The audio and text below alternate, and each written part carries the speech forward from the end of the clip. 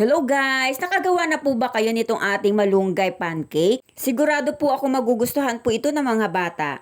Gagamit po tayo dito ng food processor. Pwede din po kayong gumamit dito ng blender. Bali maglalagay lang po tayo dito ng malunggay leaves at 1 cup na water. Then i-blend lang po natin ito. Pwede nyo pong gawing 1 and 1/2 cup yung inyong malunggay leaves.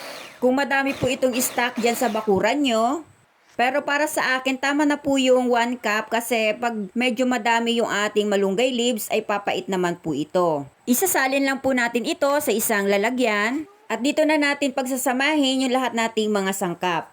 Tulad ng 1/2 cup na sugar, 1 teaspoon na vanilla essence, 1/4 lang na cooking oil or pwede nyo gawin ito 1/2 cup. Kung meron po kayong butter dyan, ay pwede din po yun ang gamitin nyo. Then, add tayo ng 1 cup na evaporated milk. Pwede kayong gumamit ng fresh milk.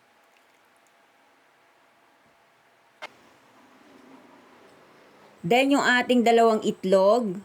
Hahaluin lamang natin itong mabuti hanggang matunaw yung ating asukal. Ilalagay na rin natin dito yung ating mga dry ingredients. Yung ating 2 cups na all-purpose flour.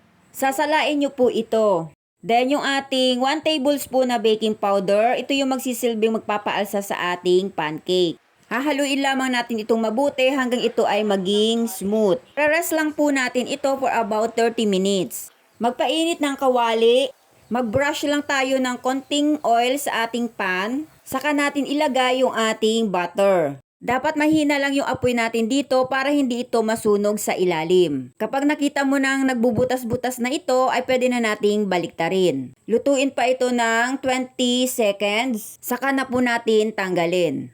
O diba, napaka-healthy ng ating merienda ngayon. Hindi mo na pati kailangan maglagay ng food coloring. Mapapakain mo pa ng gulay yung mga bata. Kaya mga mamshi, itry nyo na po itong ating merienda recipe. Tulad nyo rin po, first time ko pong sinubukan ito. At nagustuhan po nila. Lalo na kung mahilig ang mga anak nyo sa matcha.